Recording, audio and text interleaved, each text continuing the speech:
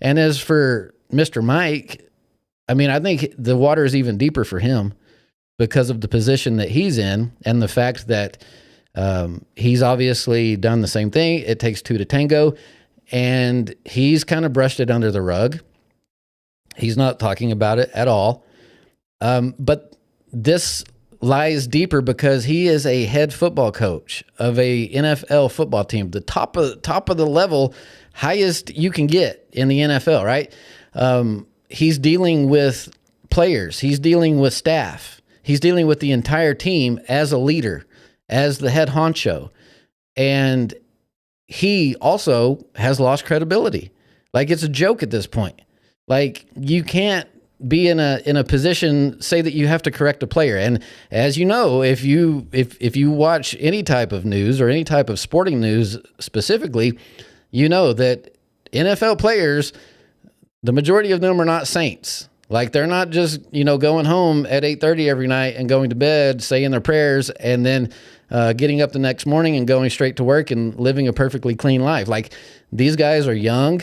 A lot of them didn't have very good home lives. They acquire millions upon millions of dollars, and they kind of run wild. And that's just how that's always been, because that's what happens with people whenever they get in that position. So you have to have somebody that's in charge of them, the head coach, who is able to, when these things happen, which they will, you set them down and you're able to say, like, look, this is unacceptable behavior, and here's why. But if you're doing that right now, Mike Vrabel, that player's going to laugh at you. Like, he's literally not going to take you seriously. He can't trust you. He doesn't respect you because you're a clown. And so you're not going to have any type of discipline in your locker room. You're just not. And so this Patriots thing, just mark my word, the wheels are going to fall off of it, unless they make a move and get rid of him. I don't really see that happening, being the Patriots, because their owner, same thing. He's had his own scandals, and I don't think that he's going to get rid of him. But when the season starts, like within, say the Patriots come out and lose the first 2 games of the season, this is going to be a mess, because this is what everybody's going to say. Like, he's lost it. He's lost the locker room. He's got no control over these people. And the reason why he has no control over them is not because he doesn't know his football. It's not because he can't draw up a play and tell them what to do, but it's just because he doesn't have any respect from the players, because they're not going to listen to him. They're not going to take discipline from him. That's just what you have to do. If you're a leader, you have to lead by example. That's just the way that goes. I'm a leader. I'm a leader in my house. I'm a leader at my church. I'm a leader around everyone that I go with. You just carry that kind of authority, that presence upon you. But whenever you do, like, you have to lead that by an example. I can't sit down with my kids and tell them, like, hey, we're not going to drink alcohol, if they saw me the night before drinking alcohol. Like, they're not going to take that seriously. And what you do as a leader, you do it a little bit. The people that are following you, they're going to think it's okay, and they're going to do it more than a little bit. They're going to do it a lot. So you have to be able to, like, set yourself as an example if you want people to follow it. And he's not setting a very good example. That's just my own personal opinion. The wheels are going to fall off of this thing. I just remember, like, I personally used to drink a lot. I used to, party a lot. Back when I was younger, like, I was a party guy. You would always find me at the bar. You'd always find me with a drink in my hand, doing all of that stuff. And then, like, 2010, somewhere right around there, had a kid. And then it was just like, I'm not going to be the example for this kid who is growing up, my son, and he's not going to see me do that. Like, we're not doing this anymore. And cold turkey, like, it was over. And so that's how long it's been since I've done anything like that. Simply because, like, that was my thing. I don't want him to take this path. And if I'm taking this path, he's going to take this path. And I can't tell him not to if he's seeing me do it. So that's just how that works. As a leader, you have to lead by example, and that's what Mike Vrabel has to do. Now, that doesn't mean that you're not going to make mistakes. I make mistakes. I make a lot of mistakes. I'm not perfect, and neither is he. And you're not expected to be perfect, but when you do the mistake, you've got to be able to, have the balls to say, look, I pulled a stupid. I apologize. and do it like in front of the people who are seeing you do this. Like whenever you make a mistake and everybody sees it, then that's who you have to apologize to. You have to let them know this is not right. And then you can make the amends for that. It might take time. It might take a while to have that respect earned. You can lose respect really fast, but it takes a long time to be able to gain it back. But it can be done.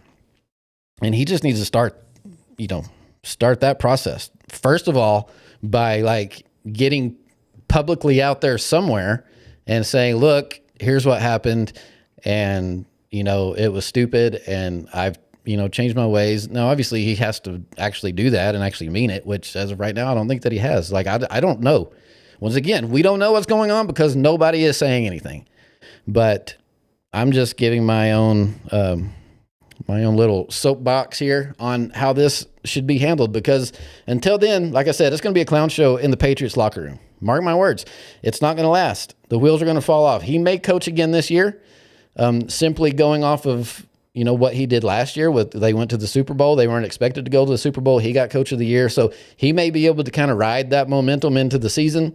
But unless something goes down, like this is not going to work. So that's really my soapbox for this week. Again, I'm tired of talking about this subject. I wish that it would go away, but it won't. And it just keeps being like a learning experience for everyone. Like, this is what you don't do.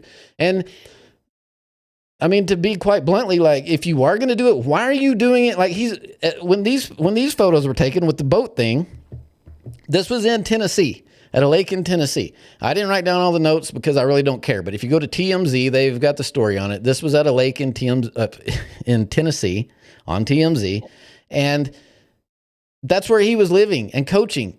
And there's other, which I didn't copy the pictures of them, but there's other pictures where like there were fans who were at this lake. That's how these pictures got taken. These were not spy photographs. These were pictures of like football fans who obviously recognize, hey, that's Mike Vrabel, our head coach. He was at the time. They start taking his pictures, and like, if you're going to do that, why are you doing it right in your own backyard? Like, you're either just stupid or you're so arrogant that you just think that you're above any type of, law or any type of consequences. And so they take these pictures. There's other pictures that go along with it of him posing with the fans. Now, she's not in the pictures. Like, she ran and hid because she realized like this may be bad news. He didn't care. He took pictures with the fans. And so they're the ones that, like, once all of this story broke a month ago, the people who saw this and took these pictures and all that, they're like, oh, hey, that's the girl that he was with when we took the picture. So then now they've released them, or they sold them. I mean, let's be honest, they sold them to TMZ for who knows how much. And now, it's getting out there. And so, like, what else? What is yet to come in this story? I don't know. I want it to go away, but it's not going to go away until they both come out and just like clear the air and, say what you did and let it go. I understand people do have affairs on their spouses. Unfortunately they do. And it's not blown up into a big deal like this, but this deal is just because of all the circumstances, because of the timelines, because obviously she's pregnant in this photo. She named her son Michael, which, it's just so weird. And they're both public figures. And then you're just, the main thing that is blowing the whole thing up is just the fact that they A, lied about it, and then B, they've just kind of fallen off the map. Like she I don't know where Dianna Russini is.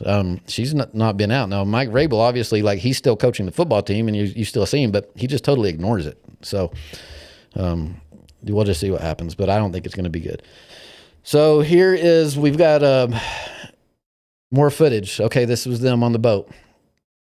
Now, this could or could not be legitimately taken, but this is them on the boat doing the Titanic pose. And then here is some footage of Mike Vrabel and Dianna Russini. So, they've been spotted together as back as 2005, from what I'm told. According to this video, this was from NFL 2K5. Check in with our player of the game. Thanks, Chris. You really showed up today, and you prevailed with a big victory.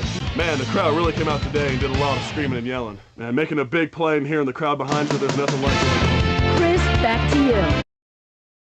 Yeah, so that was them back in EA Sports 2K, NFL 2K5, obviously in 2005. So according to the video game world, they've been at this for over 20 years now. So it's time to just like fess up, y'all. Just fess up. Just say what you did and let us move on. Let me personally move on. Let me get past this anguish and having to, get my blood pressure up every time I do a Cowboy Corner show because I'm tired of talking about it. So let's just move on, shall we?